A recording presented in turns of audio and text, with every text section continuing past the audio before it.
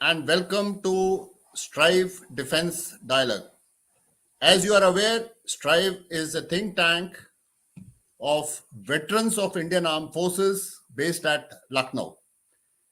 Today, we have a very special guest once again. We have Mrs. Jennifer Zing, who is a native Chinese, presently staying in the USA. Welcome to the show, ma'am. Thank you for having me. Thank you, ma'am. Very briefly about Ms. Jennifer Zeng. She, as I mentioned, is a China expert and former researcher at the Development Research Center of the State Council of People's Republic of China, the highest level government policy research and consult body. She currently hosts her website, jenniferzenblog.com, and I can vouch for it that the most authentic, fastest, uncensored, first-hand information from inside China, and also unique in-depth analysis of the information regarding current affairs and politics in China. There is no better place to see than her blog. She's been working in the media industry as a journalist, editor, news producer, news director, columnist, and TV show host. As I mentioned, she's born in China and now she's residing in the USA.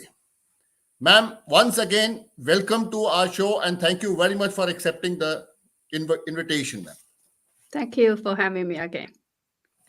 Ma'am, we'll start with a small little thing. Your name is Jennifer Zing. Yes. How come Chinese keep a Western name? Why do they do it? And you have, as per your tradition, you have a family name, you have a given name. Ma'am, for our audience, can you briefly explain what is the difference between these three names? Okay, Jennifer Zeng actually is an English name I adopted after I came to Australia in 2001 because a Western name actually obviously is much easier for people to use. And actually my Chinese name is Zheng Zheng. So it sounds different. It sounds similar. Zheng is my family name, and Zheng it's my given name, which they sound different, but their characters are different. And my given name Zheng actually is described the sound when two kinds of metal clash. Zheng. So this word in ancient China is used to describe someone who is very steadfast, who is very determined, and who are usually not easy to given up to any pressure, especially the pressure from the officials, from the government. It's used to describe somebody who is very upright, who has the courage to speak truth to the power. So I think my mom gave me that name in the hoping that I become a noble person, have a noble character, who can have this, you can say, backbone to stand up for the justice and for truth. My mom given me that name when I was born. That's very interesting, ma'am. Thank you very much. Now we'll come on to our main topic. Yes, ma'am. For non-Chinese, it is very difficult for us to pronounce the names, and you tend to forget also. So this name is familiar to all of us, and yes, it makes a lot of sense.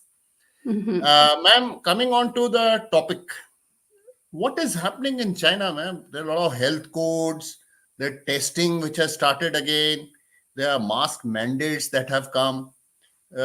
Is COVID back?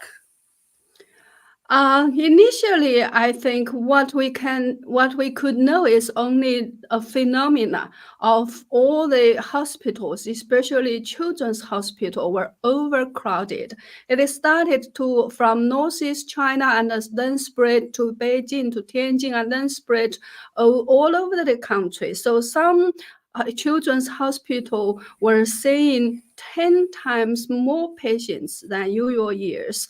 So that kind of phenomenon lasted, and only because some netizens took some photos and videos, uploaded them on the social media, that we knew how serious the problem was.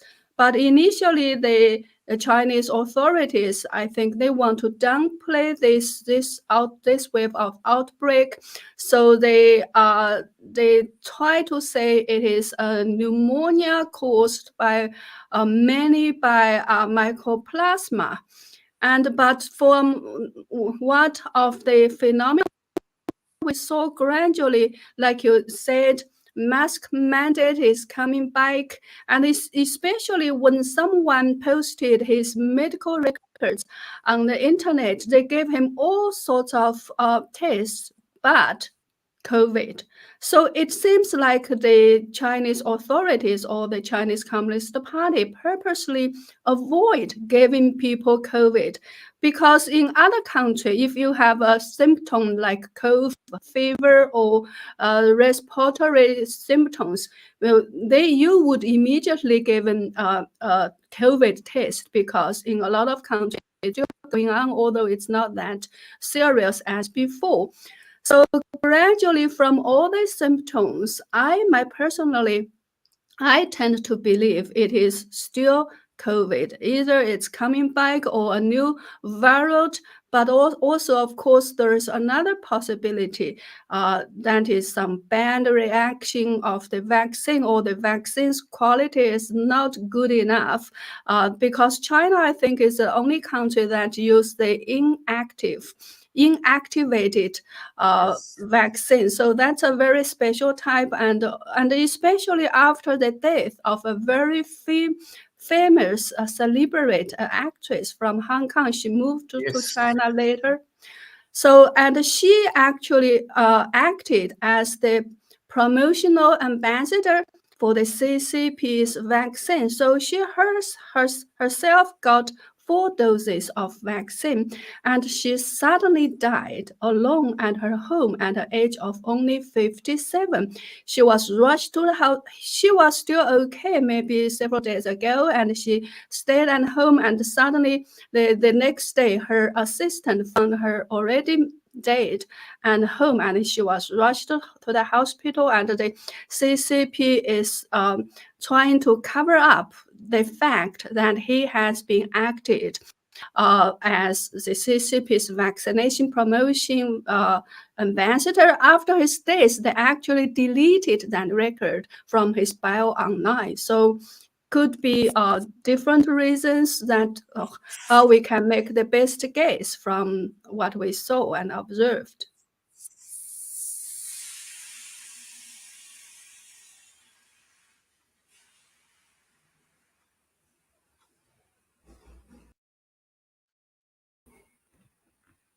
Sorry, I can't hear you. Can you hear me now, ma'am? Yes, I can. Okay, ma'am. Just request you to repeat what you said in last 30 seconds, ma'am. Oh, I actually forgot. Oh, I'm talking about the days of a very famous actress who was acted as the vaccination promotion ambassador for the CCP, and after his sudden death, the CCP actually deleted that piece of paragraph of her being the ambassador of vaccination. They deleted from her bio online, so it makes people doubt whether CCP has something to cover up. So why they deleted that fact that she has gotten, she had 4 doses of vaccination, all made by China. I think it's a Sinovac. And then she also got a nasal spray vaccination, but he died of a very sudden death at home at an age of only 57, very young age. That's sad. That's sad. But, ma'am, there is a problem with CCP. Yes. Again, there is a problem. Once they have declared victory against COVID. Can you hear me, ma'am? Yes, I can. I said once CCP has declared victory over COVID, so they cannot say that COVID is back. But aren't they making fool of the world, and we are heading to another problem?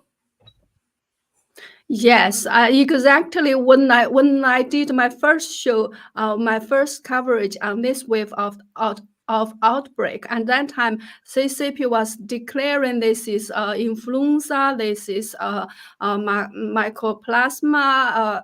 Pneumonia. They mention every sort of virus name, but the COVID.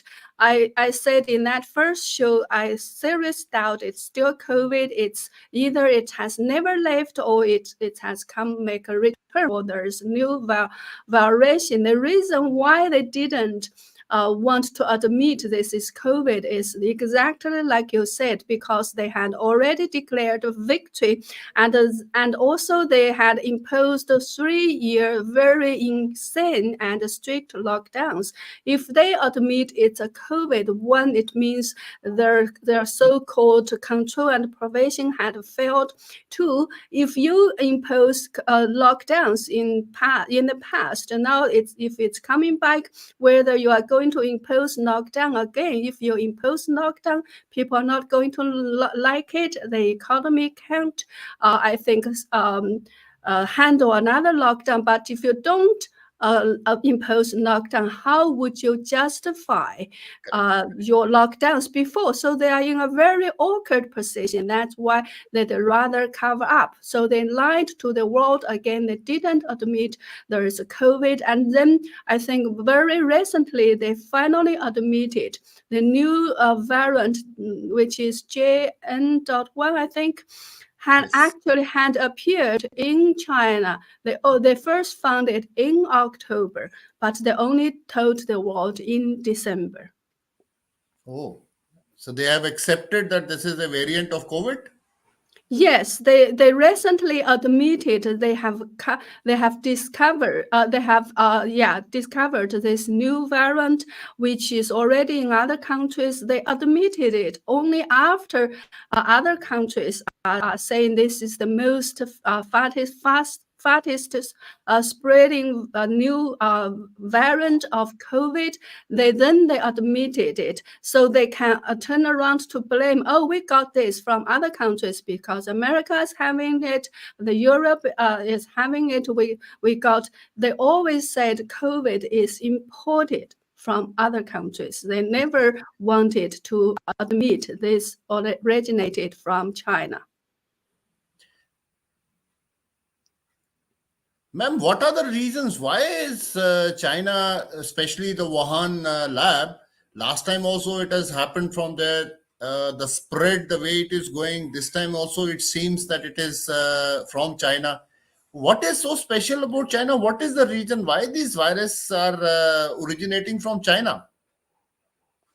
I think now almost everybody agreed that this virus came from the lamp, the P4 lamp in Wuhan. It started there, but how it started could be one, it's an accident. They unintentionally release it, but it is a fact that they were doing all kind of research of including gain of function research. They are studying how to give the virus, you can say, more power to infect people and animals. So it could either be an intentional release or an unintentional release, but there is no doubt it came from that lamp in Wuhan. Actually, if you go to my Twitter account, my pinned tweet is a video, is an interview I did with somebody who had a direct conversation from the virologist of Wuhan Institution of Virology, and in 2020, in March, this virologist from Wuhan Institution of Virology. His name is Shan Chao. He personally admitted to my interviewee that he was given full completed coronavirus in 2019 to screen them, to select them, to test them, to choose one that have the best ability to infect as many species as possible. And the reason why they want to select a virus that is able to infect as many species as possible is if you can infected many species as a bioweapon. And he actually personally admitted this was a bioweapon. And as a bioweapon, if you can infect a lot of different species, it is very hard for the world to find which one actually is the real or origin of the virus. It's very hard to source the actual origin of the virus. That's why they selected that they did that. So Shan Chao's team was tasked with this, especially task because the virus was already done. It could be done by other group or other scientists in China. He was entrusted with this part of task. So I encourage everybody to go to my Twitter account and watch that. I think it's a 35 minutes interview with that my interviewee who had direct conversation and admission from Shan Chao of Wuhan Institution of Virology. But, ma'am, it's very surprising. On one side, China is trying to tell the world that you have to follow the international rules and regulations, and then they themselves are indulging into something which is inhuman, trying to create new virus. What is the purpose of having these double standards? I think like my interviews told me, I also challenged him with this similar kind of question. I said, if CCP try to develop bioweapon, what's the purpose? Because after the outbreak of COVID, Chinese people also suffered a lot. So what's the purpose? And he told me actually the purpose of the Chinese Communist Party or their ultimate goal is to occupy or conquer the entire world. They need to, the so-called liberate the entire humanity. So they want to dominate in this world. So to have some very powerful bioweapon will give them a lot of advantage to achieve their goal. And because of that, I think the CCP never ever obeyed international rules. Like when they joined the WTO, they agreed they will bow the rules, they will open their market, they will do this and do that. But after so many years, they never keep their promises. And from their past behaviors, I think now everybody understands the CCP couldn't care less about international rules. But often, like you said, they will turn around, they blame others for not following the rules. I think the CCP is just by nature is very evil. From what you see, it has been doing to its own people. It has been, persecuting all sorts of groups of people. It's harvest people's organs while they are still alive to sell money. They are doing all sorts of evil things. So why would they bother to follow international rules? I think the world still know not enough about the evil nature and the killing history of the CCP. Ma'am, do you think last time the international community, I would call it, failed to punish China? Firstly, to establish that COVID, because the Chinese authorities had hidden it. That is why the whole world suffered, not only humanity, the economy, the business, everything has suffered. So Yes. is it that we've not been able to, put this sort of fear in the mind of China that international community will go after them. Yes, I definitely agree because last time even if it's this release is not released from that lamp, but the mere fact that they cover up the outbreak have that's the direct cause of the spread, that why it's a small issue in a local small issue, that's why it spread to the entire world. I read some article that if they can announce it or they can warn the world with maybe 1 week earlier or 1 month earlier, that would Yes. reduce 99% of the spread. But they didn't. They failed. Instead, they allowed international flights all over the world and let the spread let the virus spread all over the world.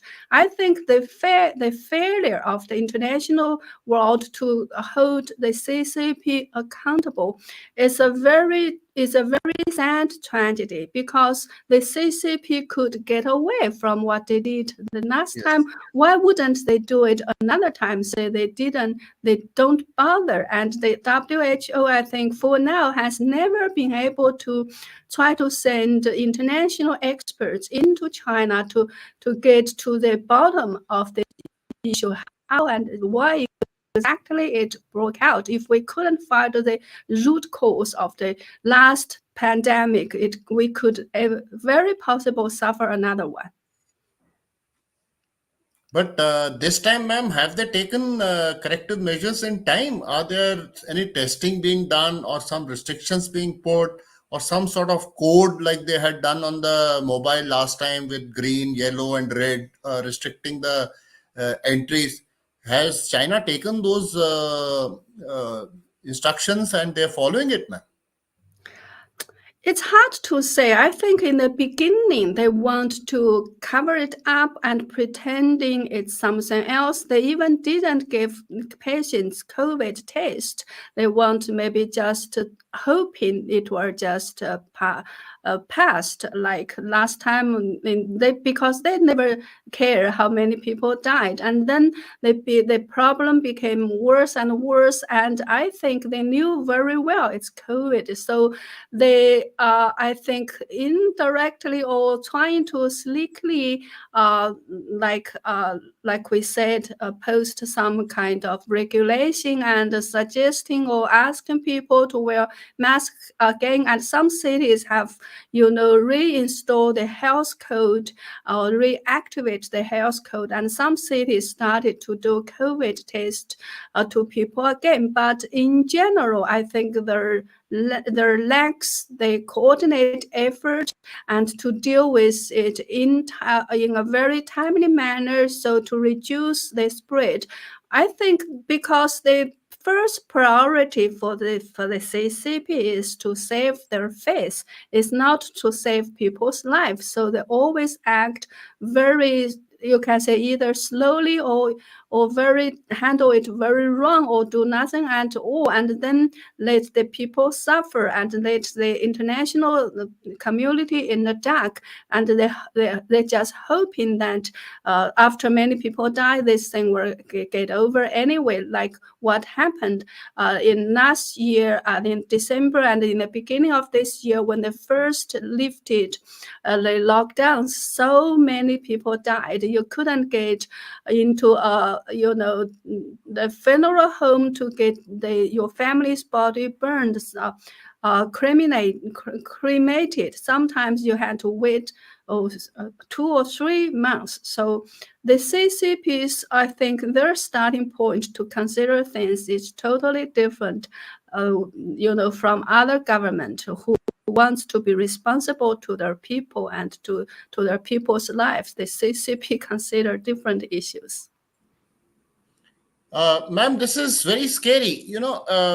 CCP at one time could control the press with both the print media and the electronic media, but in today's world, with the social media being active and with virtual connection to the entire world, a lot of relatives and friends staying abroad. So, isn't it that CCP would whatever CCP is doing or not doing, the most of the population and especially the opinion makers in China will come to know what is this actual state and what the CCP is trying to tell. I mean, how are No, they doing the propaganda? it's still very hard for the Chinese public to know the truth. Like you said, all official media is controlled by the CCP. As for the social media, like Twitter, X, Facebook, like YouTube, all other free media, free foreign app are forbidden, are banned in China. So Chinese people can only have access to Chinese controlled app like WeChat, like TikTok, that's in China called Douyin, all sorts of these Chinese apps. They are all also controlled by the CCP. They have set up tens of thousands of different sensitive words to block information, and they are always enlarging that list. So whenever something big issue happen, they just add a small, several different sensitive words to be blocked. And their technology are so advanced now they can even recognize image to block. So it's also very, very hard for people to spread any information on social media, because social media, they have ways to block it as well. And they also have hired maybe hundreds of thousands of internet police to manually watch over what people are talking about online. So any information, sensitive information, could get deleted after maybe surviving for only several minutes or in real time. So actually in China, maybe you even don't know apart from what you can know from your own environment, like your family, your friends, your colleague, you can hardly know what even happened in the next street. So that's the real situation in China. That's how hard we get any true information from inside China, because foreign journalists are not allowed to go anywhere to do free or to do any coverage freely. If a foreign journalist in Beijing want to go to another city, they need to get permission from the CCP government as well. So that's the real situation in China. That's how we can't really trust anything that in the official media, and it is very, very hard to get any other information from China. Okay. So that's what I was wondering, that these sort of information, now the world should get scared with Yes. what is happening in China. Yes, I think the world should push stronger for the CCP, because they are the member of the WTO, and it's not good enough for the WTO or WHO just passively waiting for the CCP to tell them what's happening in China, because that kind of mechanism always failed, because we know now it's a fact that they cover up, that they lied all the time. So the international world should push very hard for the CCP to allow international experts to go inside China to do their own investigation and observation. And the international world should follow what's happening in China and monitor the situation, so that we don't get affected very badly again like last time.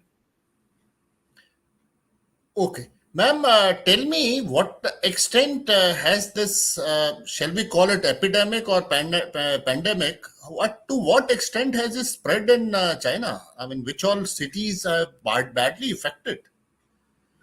Yes, I think all over China, you get like videos, sometimes photos of the hospitals get overcrowded. It first started from children, and now it seems like many adults are also affected. We get scattered reports here and there from sometimes, but from what we gathered, now a lot of adults are are also affected, and a lot of CCP, we can say officials, celebrities are dying at a much faster speed. There are reports because, like I said, if it's a celebrity who died, the news of their deaths can hardly be suppressed. And also, if this person is a CCP official, and by default they would announce his death and at least publish news of about his funeral service and this and that. And some overseas Chinese media has, especially the Chinese version of the Epoch Times, has connected a lot of these arbitrary of the CCP officials and the celebrities. And I also compiled a list. You can see that the celebrities are dying at a much faster speed and a very, very young age. Many of them are in their 50s, and especially recently, several very famous scientists also died, either in their 50s, and also several people who are involved in the vaccination research. Their scientists also died even in their 40s. So those kind of phenomena really get people worried about or wondered what has been happening in China, why there are so many, we can say, more frequent and intense deaths, at least among CCP officials, because we don't know the situation among ordinary Chinese people. If nobody are talking about it, we don't know. But occasionally, there's another TV station called NTD, Newtown Dynasty Television. They make phone calls to China and randomly interview some ordinary Chinese citizens, and they are reporting overcrowded crematoriums again, and all their colleague died. I remember one interview said, and 10 of her colleagues have died in recent years. So those are all, scattered information. But from this information, I had a feeling that things are not very good in China. And the CCP is covering up the real situation. We don't know really what's going on in China, except that many people are dying include many celebrities and high-level CCP officials, and that children are seeking, and sometimes like kindergartens, like primary schools, the whole class was sick, or a third of the class was sick. I remember seeing a photo of only 3 children attended the kindergarten out of 26. They had 26 in that class, but only 3 showed up because all the other 23 were sick. So that's the scattered sort of information we could know. But from this, we can make a conclusion, a very reasonable one, that the situation is very bad in China. Ma'am, we'll not take on the question from the audience, because few of the question which I wanted to ask are the same what the audience has also given. We'll go ahead with the first question, ma'am. Can you read this question on the screen, ma'am? Where can I read? Comments area? No, onto the screen, ma'am. Okay, I'll read the question deliberately, ma'am. Okay. Ma'am, what do you think how WHO is going to react? This is Colonel Chauhan has asked this question, ma'am. I think the WHO has been just repeating what the CCP told them. They took everything the CCP tells them as fact and just repeat them to the world. So far, I didn't see any, very strong and and you can see responsible reaction from the WHO, especially in the beginning of the pandemic, like in 2020. The WHO sometimes I watch the press conference, and I got an impression after the press conference. I feel like the WHO officials sounds like the CCP's spokesperson. They defend the CCP. They repeat the CCP's lies, and they are so soft on their stance, and it seems to me they didn't learn much lesson. Maybe they improved a little bit, but still, I don't think they are doing the job as they should. Ma'am, on the same lines, what you have explained, we have General Chaturvedi. You can hear me, ma'am? Yes, I can. Okay. General Chaturvedi has given a comment you may like to add, ma'am. Thus, spread of a contagion will be graded epidemic or pandemic as per the nudging of WHO. That Sorry, indeed what? leads, he is basically saying that whether it will be declared as epidemic or pandemic will depend on what China tells the WHO. Is it correct? Yes, I think so, because the WHO didn't send their own experts to China. They are now totally rely on China to tell them what's happening. And they didn't do their own test and didn't do their own investigation. And so I think it's a very passive, position that the entire world virtually is relying on what the CCP tells us. But on one side, ma'am, we are saying that there are very stringent methods Chinese or CCP is employing, and then WHO has not sent its rep. So whatever is coming is a suspect in that case. This is what Jal Chaturvedi has added this comment. Sorry, I don't quite understand. Is this a question or a statement or a No, comment? it is a statement. He says his observation is that information coming out of China is a suspect. This is what Yes. his comment is. I am adding that means WHO is not doing its job and relying on whatever China wants them to believe. Yes, I agree. I totally agree. Ma'am, there is another question which has come from JBJP. Ask what, according to you, was death toll of COVID in China? Probably he's referring to the present environment. How many do you think, or you have come to know, have died in China so far in the JN.1 variant? This time I think we have no figures at all. I saw several reports of people complaining about crematorium became overcrowded again and people had to wait, or it's hard to get an appointment.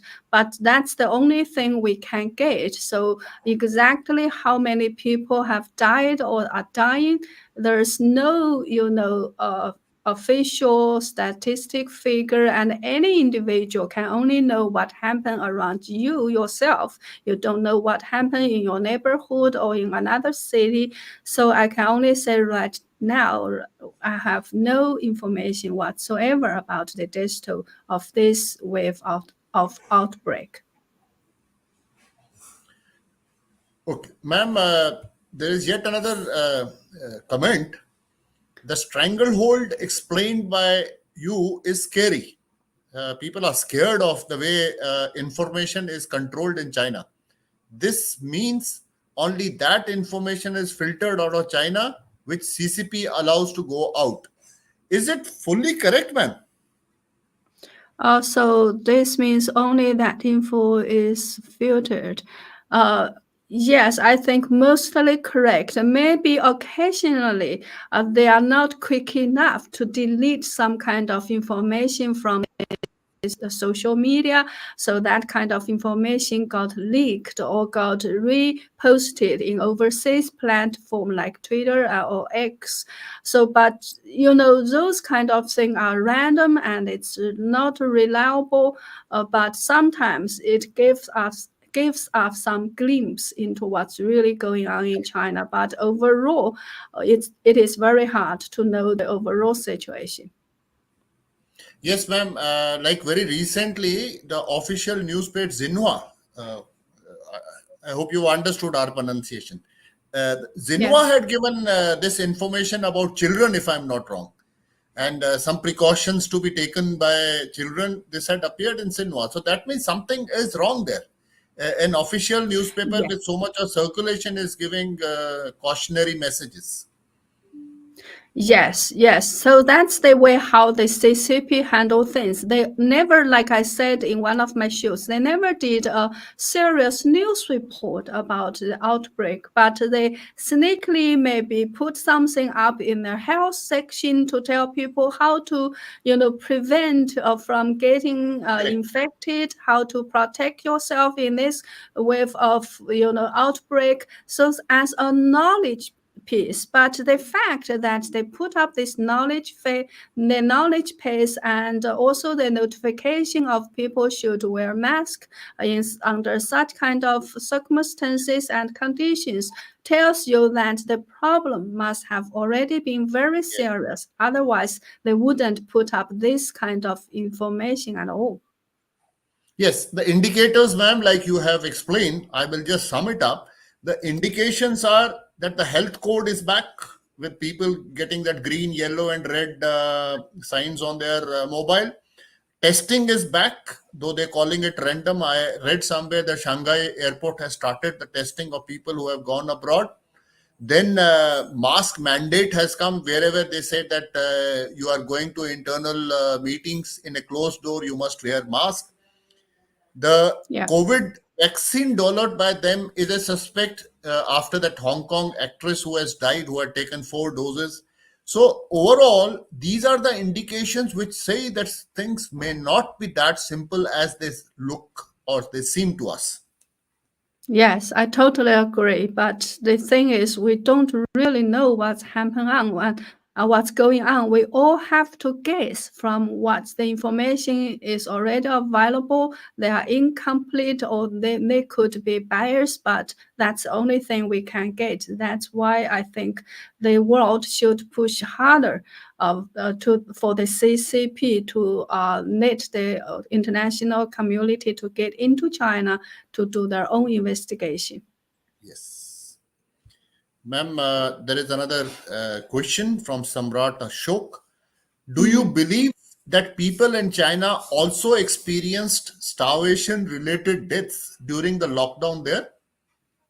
Yes, there are maybe during the 3-year lockdown, there are so many people died of either starvation or the inability to seek medical treatment because they were not allowed to go out. They died from other kind of diseases, and these kind of deaths could be many or maybe as many as the deaths from the COVID, but we don't know the real number. We do know, yes, there were cases of people dying of starvation or a lack of treatment, and that sort of very tragic. Like situation, it's we call it secondary tragedy of the COVID. They were not killed by the COVID itself, but they were killed by the lockdowns. Okay. Ma'am, one more question and then we sum up. Ask, Mhm. did the Chinese public ever come to a revolt like situation against CCP during the month long total lockdown in China during zero COVID policy implementation days? This again is by JBJP. Yes, I think until the end of last year, there were so-called the blank paper or white paper revolution in China, where people hold a piece of A4 paper with nothing on it to protest. I think at that stage, people were fed up with the lockdowns, and they really wanted the freedom to move around. So that thing happened.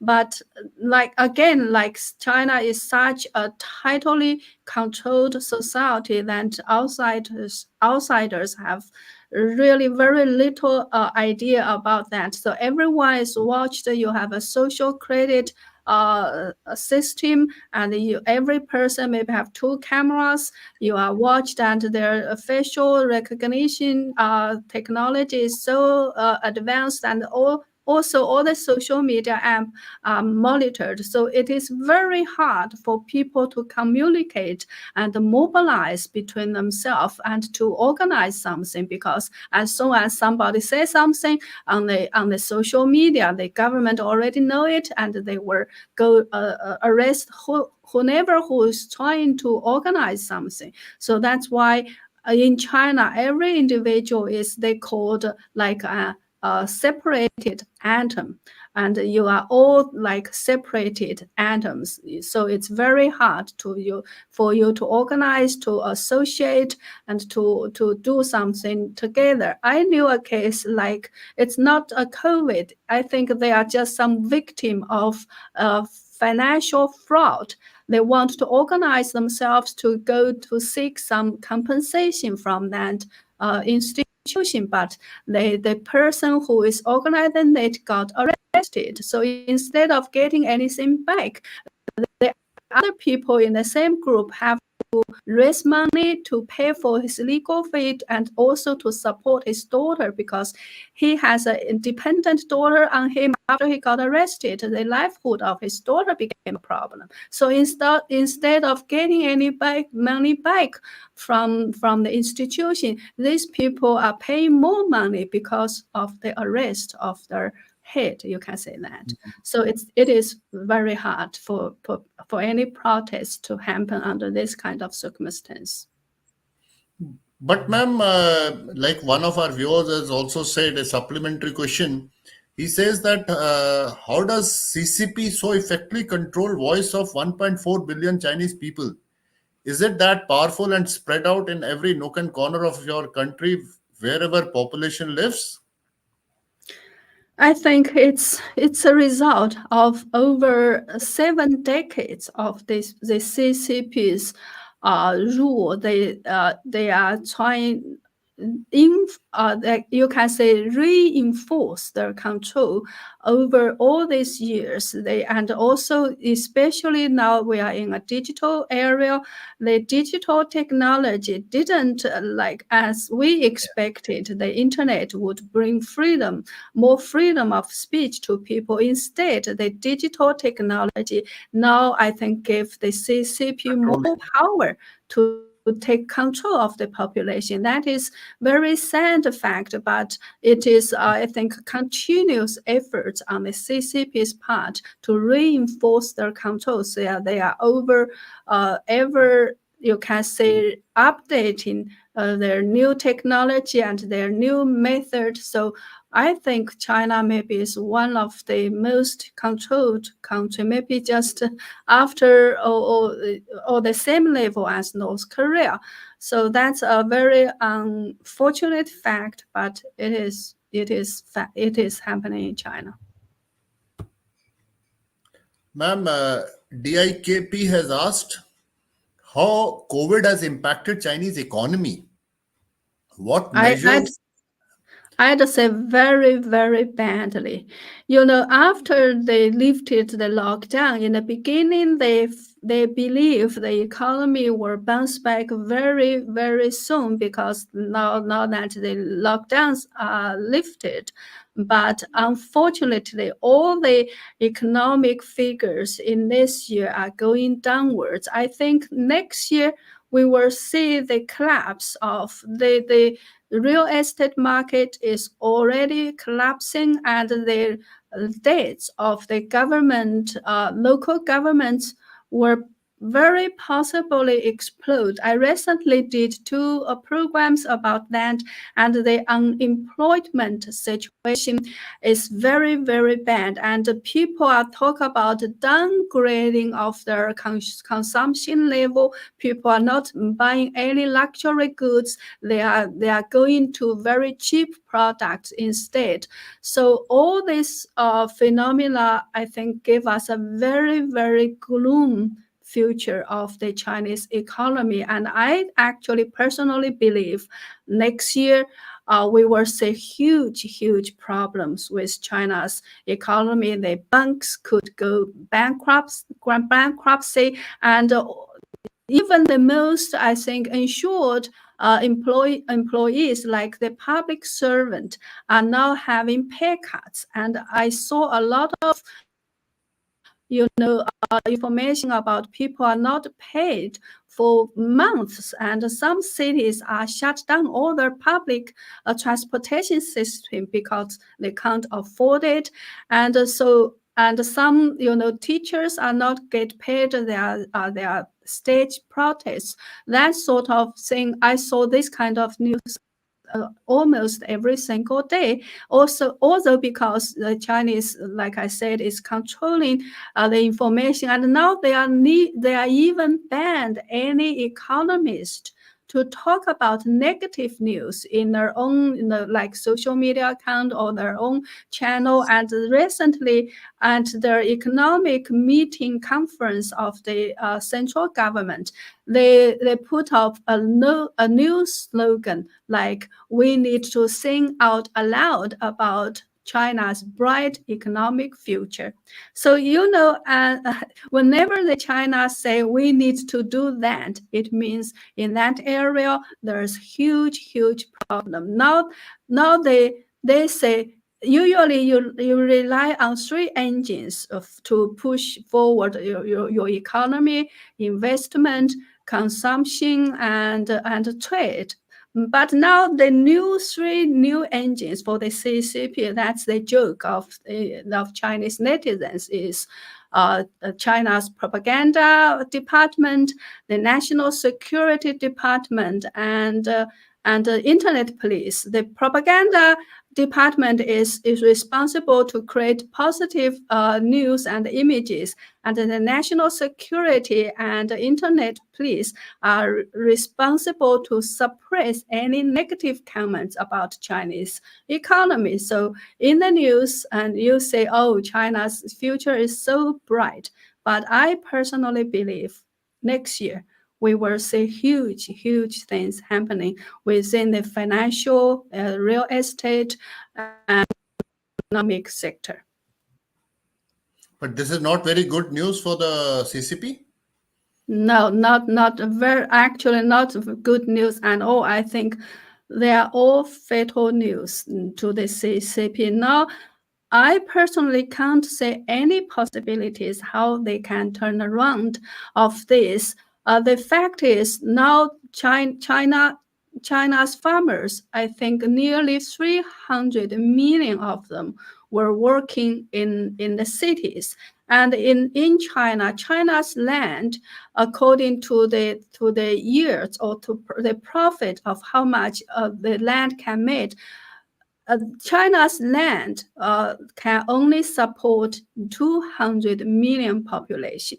But in China, there were nearly 500 million people living in the rural area. And so that means for 300 million of people living in the rural area, they are actually relying on the nearly 300 migrant workers who work in the cities to support them. So one migrant workers is supporting one farmers out back in the rural country, because there is no government welfare for farmers. So if one migrant worker loses his job in the city, it means two people are going to starve in next year. So next year we will very possibly say over 120 million people being out of job and starving and could starve to death. That's very solid calculation. If you go to my Twitter account, see my latest article published in Japan Forward, you can see all my calculation is based on official figure, and that's the very gloomy unemployment situation very possible to happen in next year. And this will further get compounded in case the factories are moved out of China. So that is probably the reason Xi Jinping is trying to, make up with the USA. Sorry, what's the question? My question was that you add the factories being moved out from China. Yes. So that will further have adverse effect on economy. And is it the reason that Z may patch up with the USA? Yes, I think that could be a reason. Yes, I forgot to to mention that. Yes, many foreign factors are moving out of China that keep happening and on a very large scale. So that is also a very heavy blow to the Chinese economy. I think China was able to gain very fast speed growth in the past several decades after they joined the WTO. I think they benefited a lot from foreign investment, and also, of course, they dump the international market with their cheap products. But after the foreign, investment, foreign factories moved out, that means they are losing foreign investment, they are losing employment, they are losing jobs. And if the situation becomes worse, it is very possible, I think, maybe the only possibilities left over for the CCP is to start a war against Taiwan, against the US, to divert the attention or all these unsolvable problems in China. That is a possibility and a risk I think the international world should really be watch out for. Ma'am, there are some positive people who are always positive. We have one question from Colonel RP Singh. His question is, China failed to check COVID. Why China is not taking any support of India? Is it because India, if we see overall, has managed the COVID problem much better than any other country, considering the population of the country? Yes. Is there any chance of cooperation between China and India in future on this issue itself, if things come to that extent?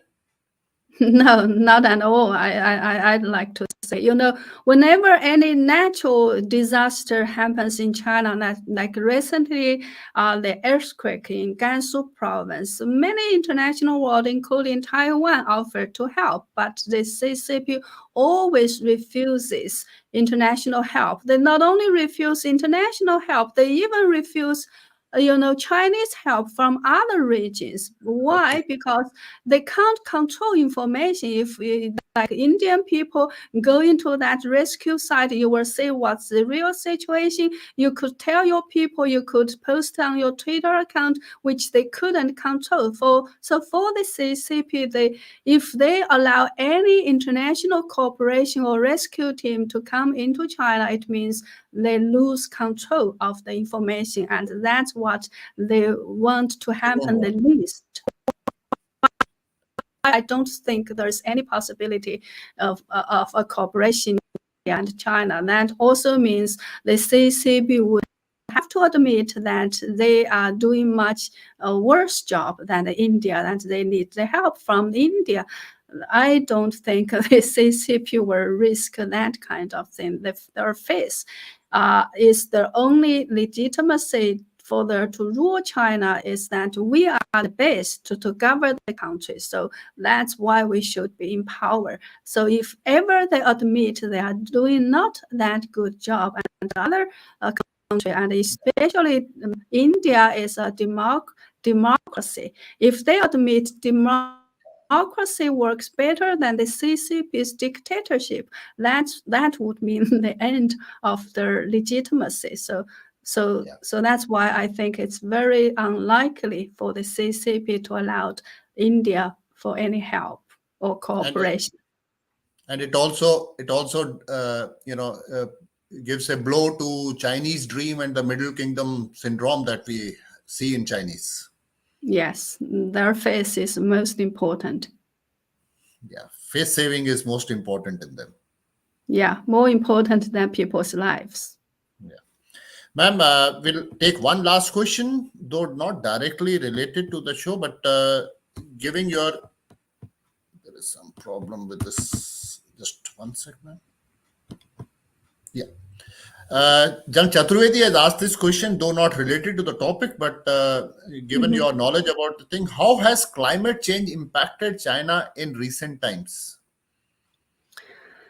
I think maybe not as I think China is really suffering a lot of from natural disasters, or could be related to climate change or whatnot. But I think the biggest suffering China is having now is the CCP's rule itself. It's a lot of man-made disasters, like the COVID one could be, a man-made disaster, or something goes wrong with when they are trying to create a bioweapon. Like the recent earthquake, there were information that it could come from a nuclear test in that area. It's not really a earthquake, it's a nuclear test. So I think China has suffered way much more from all sorts of man-made disasters created by the CCP instead of the climate change.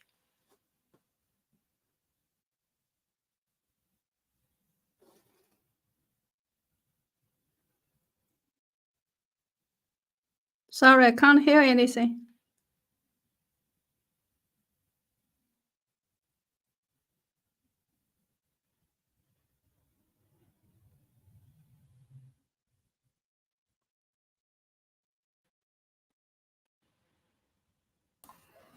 Thank you very much. I think your answers have been.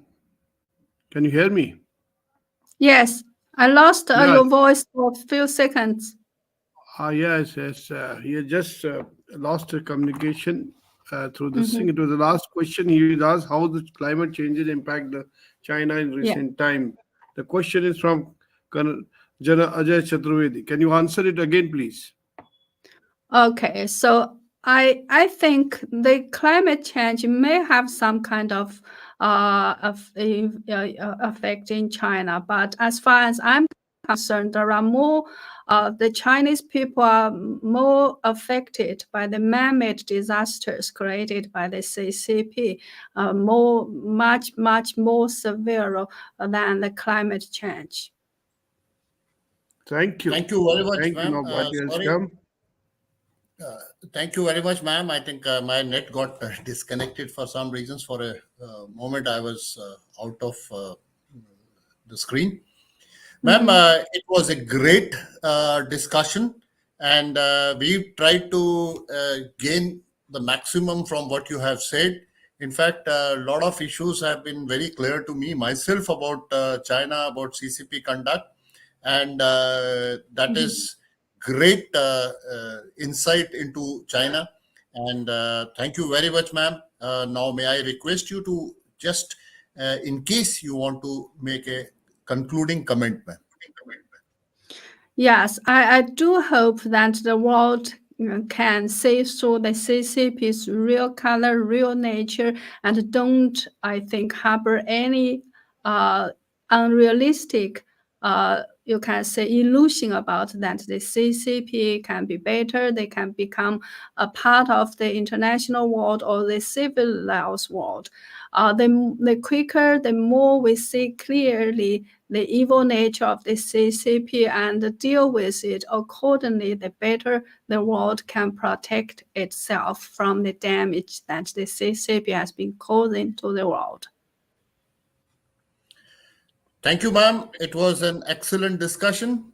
I apologize to viewers on two things. One was that, ma'am, your voice and video there was a little bit of drag due to internet connection, some problem with the internet connection. So there was a very interesting comment by somebody saying that it seems that the host is talking to an AI generated image of Mrs. Jennifer. So because there was little bit of difference between the audio and the video, the way it was being streamed, then I got my internet got disrupted. I'm extremely sorry for these technical hitches. Ma'am, thank you very much. And it was a great insight into what is happening, what is CCP, how CCP controls the body and the minds of the Chinese. Ma'am, we are looking forward to a few more interactions in future. Thank you very much, ma'am. Thank you. See you.